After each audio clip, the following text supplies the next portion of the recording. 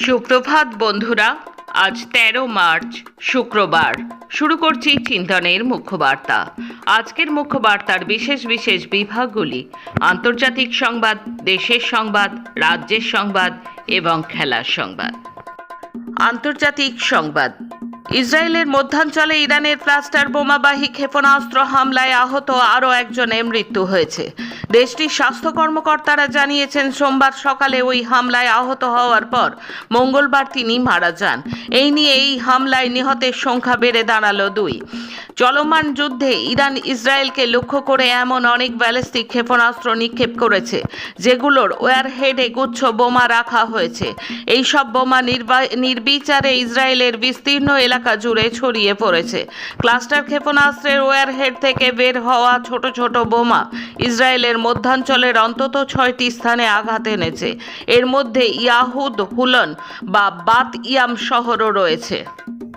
যুক্তরাষ্ট্র এবং ইসরায়েল মঙ্গলবার ইরানে ব্যাপক হামলা চালিয়েছে। মার্কিন প্রতিরক্ষা সদর দপ্তর, পেন্টাগন ও ইরানের স্থানীয় বাসিন্দারা এদিনের হামলাকে চলমান যুদ্ধে এখনো পর্যন্ত হওয়া সবচেয়ে তীব্র হামলা বলে উল্লেখ করেছে। ইরানের ইসলামী বিপ্লবী গার্ড কোর্স বলেছে তারাও মঙ্গলবার কাতারে যুক্তরাষ্ট্র পরিচালিত আল উদেইদ বিমান ঘাঁটি এবং ইরাকের কুর্দিস্তানে আল হারির ঘাঁটিতে ক্ষেপণাস্ত্র হামলা চালিয়েছে। এরপর সংযুক্ত আরব আমিরাতের আল ধাপরা বিমান ঘাঁটি এবং বাহারিনের জুফায়ের নৌকাটিতে মার্কিন সেনাদের ওপর ড্রোন হামলা চালানো হয়েছে। অস্ট্রেলিয়ায় রাজনৈতিক আশ্রয় নেওয়া ইরানের নারী ফুটবল দলের সদস্যদের ঘিরে নতুন উদ্বেগজনক পরিস্থিতি তৈরি হয়েছে। মঙ্গলবার সকাল থেকে অস্ট্রেলিয়া টেলিভিশন, বেতার ও অনলাইন সংবাদ মাধ্যমগুলোতে এই খবরটি ঢালাওভাবে প্রচারিত হচ্ছে। গোল্ড কোস্টের হোটেল থেকে পালিয়ে যাওয়া এবং আশ্রয়ের অনুমতি পাওয়া সদস্যদের মধ্যে একজন শেষ পর্যন্ত ইরানে ফিরে যাওয়ার সিদ্ধান্ত নিয়েছেন বলে খবর পাওয়া গেছে।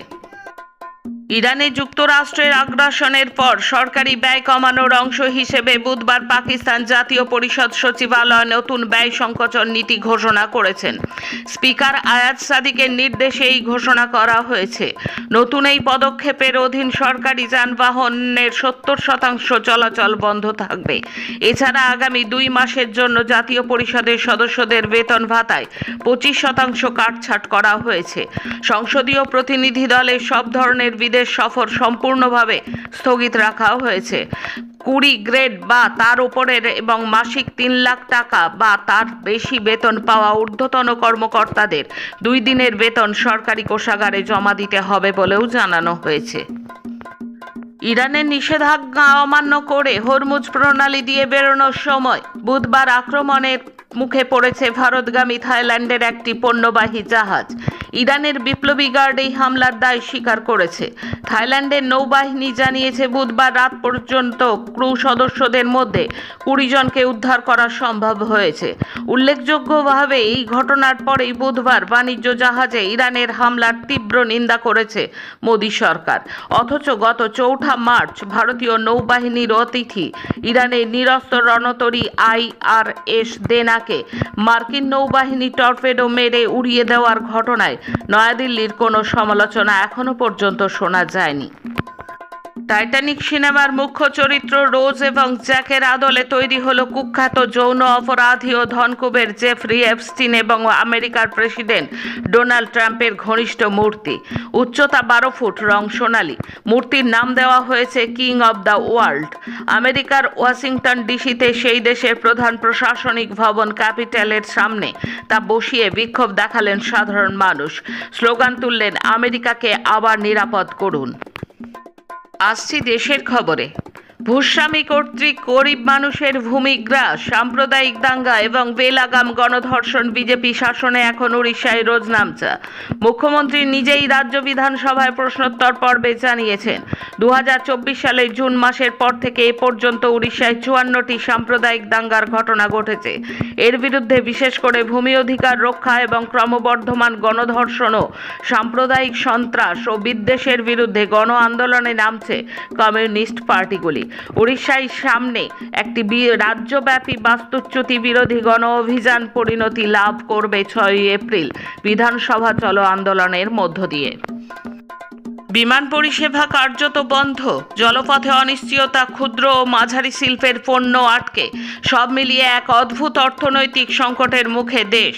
বাইরে থেকে সবকিছু সচল দেখালেও ভিতরে ভিতরে যেন অচল হয়ে পড়েছে অর্থনীতির চাকা। এর ফলে কর্মচ্যুতির আশঙ্কাও ক্রমশ বাড়ছে। পরিস্থিতি এতটাই কঠিন যে ইতিমধ্যেই বেশ কিছু রেস্টুরেন্টে তালা ঝুলছে। অনলাইনে খাবার ডেলিভারির অর্ডার ক্রমশ কমেছে, ফলে আয় কমেছে গিগ ওয়ার্কারদেরও। পাহাড় থেকে সমুদ্র সৈকত, পর্যটন কেন্দ্রগুলির হোটেল ব্যবসায়ীরাও এখন উদ্বেগে দিন কাটাচ্ছে। এই অবস্থায় দীর্ঘস্থায়ী হলে কয়েকদিনের মধ্যেই বহু মানুষের কাজ থাকবে কিনা সেই প্রশ্ন উঠতে শুরু করেছে। ভারতের মোট জিডিপির প্রায় 3% ব্যয় হয় জীবাশ্ম জ্বালানির আমদানিতে। হরমুজ প্রণালী বন্ধ হয়ে যাওয়ায় ক্রুড অয়েলের যোগান কমতে শুরু করেছে। আগামী 1 এপ্রিল থেকে আয়কর ব্যবস্থায় একাধিক গুরুত্বপূর্ণ পরিবর্তন কার্যকর হতে চলেছে। নতুন অর্থ বছর 2026-27 মধ্যে রয়েছে নতুন আয়কর রিটার্ন জমা দেওয়ার সময়সীমা বাড়ানো, ট্যাক্স কালেক্টেড অ্যাট সোর্সের হারে পরিবর্তন এবং সিকিউরিটি ট্রানজাকশন ট্যাক্স বাড়ানো।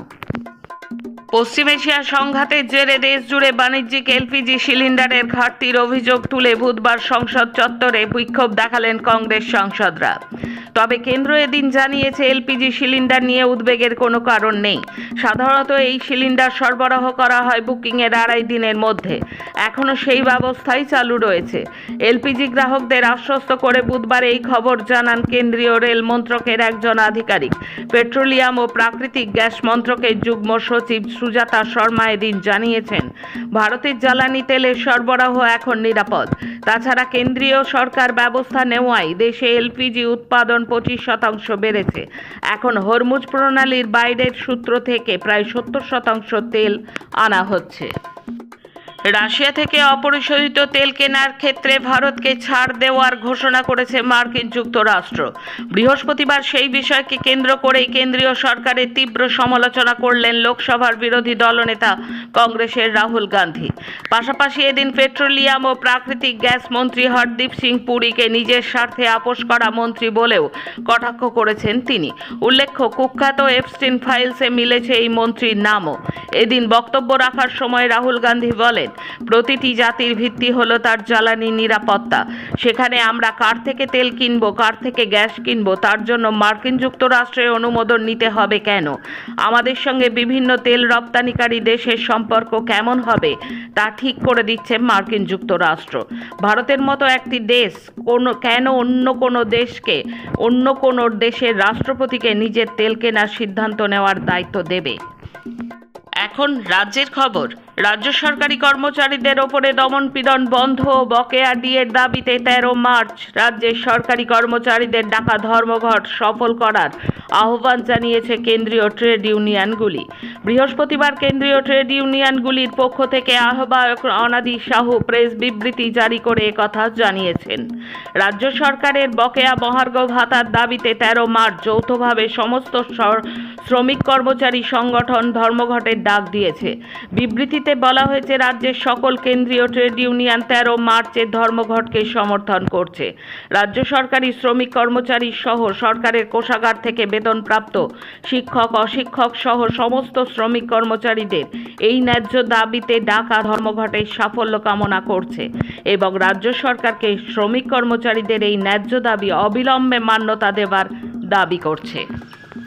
পশ্চিমবঙ্গের বাংলাভাষী পরিযায়ী শ্রমিকদের নিয়ে সিআইটিইউ, ওড়িশা রাজ্য কমিটি এবং ওয়েস্ট বেঙ্গল মাইগ্রান্ট ওয়ার্কার্স ইউনিয়নের উদ্যোগে 12 মার্চ বৃহস্পতিবার ভুবনেশ্বরে উৎকলমণি সভাগৃহে ওড়িশায় প্রথম পরিযায়ী শ্রমিকদের নিয়ে সংগঠিত কনভেনশন অনুষ্ঠিত হয়। ওড়িশার বিভিন্ন জেলায় বাংলায় পরিযায়ী শ্রমিকদের ওপর উগ্র হিন্দুত্ববাদীদের মদতে বিজেপি ধারাবাহিক আক্রমণ চালিয়েছে। কয়েক মাস আগেই মুর্শিদাবাদের সুতির শ্রমিক জুয়েল রানাকে বাংলাদেশি সন্দেহে প্রথমে আটক করা হয় এবং পরে তাকে হত্যাও করা হয়। এটা কোনো বিচ্ছিন্ন ঘটনা নয়, বরঞ্চ একাধিক এই ধরনের ঘটনা ঘটেছে ওড়িশার জেলায় জেলায়।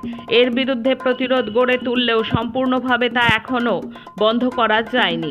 ওড়িশায় বিজেপি সরকারের আসীন হওয়ার পর থেকে বাংলা শ্রমিকদের বাংলাভাষী দেগে দিয়ে হামলা চালানো হচ্ছে। পুলিশের ভূমিকা থাকছে না। আবার এ রাজ্যে তৃণমূল সরকারের প্রশাসনিক তৎপরতার অভাব নিয়েও রয়েছে তীব্র ক্ষোভ। এদিন সিআইটিইউ, উড়িষ্যার নেতৃত্ব এবং মাইগ্রান্ট ওয়ার্কার ইউনিয়ন যৌথভাবে এই হিন্দুত্ববাদী শক্তির বিরুদ্ধে সংগঠিত প্রতিরোধ গড়ে তোলার লক্ষ্যে এই কনভেনশনের আয়োজন করে। বজবজের একটি ঝালাইয়ের গ্যারেজে বিস্ফোরণে এক কিশোর শ্রমিকের মৃত্যু হয়েছে। তার নাম ফারহান শেখ, বয়স 17 বছর। আহত হয়েছেন আরও 2 জন শ্রমিক। তাদেরকে বজবজের একটি বেসরকারি হাসপাতালে ভর্তি করা হয়েছে। তাদের অবস্থা সংকটজনক বলে জানা গিয়েছে। বৃহস্পতিবার দুপুরে ঘটনাটি ঘটে বজবজ পৌরসভার 19 নম্বর ওয়ার্ড এলাকায়। স্থানীয় বাসিন্দারা জানিয়েছেন, নিজামুদ্দিন শেখের গ্যারেজে গ্যাস সিলিন্ডার ব্যবহার করে একটি ট্যাঙ্কারের ঝালাইয়ের কাজ করছিল ওই 3 শ্রমিক। আচমকা বিস্ফোরণে গ্যারেজের টিনের ছাউনি উড়ে গিয়েছে। গুরুতর জখম হয়েছেন ওই 3 শ্রমিক। তাদেরকে বজবজের একটি বেসরকারি হাসপাতালে নিয়ে যাওয়া হয়। সেখানে একজনের মৃত্যু হয়। চিকিৎসাধীন রয়েছেন 2 জন শ্রমিক। বাণিজ্যিক এলপিজি গ্যাস সরবরাহ অনিশ্চিত হতেই বিপর্যয়ের মুখে জিআই ট্যাগ প্রাপ্ত বিশ্ববন্দিত দার্জিলিং চা। অর্গানিক চায়ের গুণগত মান ঠিক রেখে বাগানের পাতা শুকনো করতে এবং সেটা থেকে জলীয় বাষ্প শুষে নিতে এলপিজি গ্যাস ব্যবহার হয়ে থাকে পাহাড়ে। দার্জিলিং চা উৎপাদকদের সূত্রে জানা গিয়েছে, কয়লার সাহায্যে চা প্রক্রিয়াকরণের কাজ করলে উৎপাদিত চায়ে বিষাক্ত অ্যান্থ্রাকুইনানের মাত্রা 4.3 থেকে 23.9 গুণ বেশি হতে পারে। এটা ইউরোপীয় ইউনিয়নের নির্ধারিত নিরাপদ সীমা ছাড়িয়ে যায়। স্বভাবতই বিদেশের বাজারে চা পাঠানো সম্ভব হয় না। ফার্স্ট ক্লাসের মরশুমে সেরা চা উৎপাদনের সময় এখন। যা চা উৎপাদকদের সংখ্যা প্রয়োজন মতো বাণিজ্যিক এলপিজি গ্যাস না মেলায় এবার চা উৎপাদন বন্ধ হয়ে যেতে পারে বলে, এমনকি রপ্তানিতেও সমস্যা হতে পারে বলেও আশঙ্কা তৈরি হয়েছে। শেষে খেলার খবর। 2026 সালের হকি বিশ্বকাপের যোগ্যতা অর্জন করেছে পাকিস্তান। তাই হকি দলের পুরস্কার দিতে চান পাকিস্তান ক্রিকেট বোর্ডের প্রধান মহসিন নাকভি। চ্যাম্পিয়ন্স লিগে রিয়াল মাদ্রিদ বুধবার রাতে ম্যানচেস্টার সিটিকে হারিয়েছে 3-0 গোলে। হ্যাট্রিক করেছেন অধিনায়ক ফেদেরিকো ভালভার্দে। গতবারের বিজয়ী প্যারিস সাঁ-জারম 5-2 গোলে হারিয়েছে চেলসিকে। আজকের মুখ্য বার্তা এই পর্যন্ত। নমস্কার।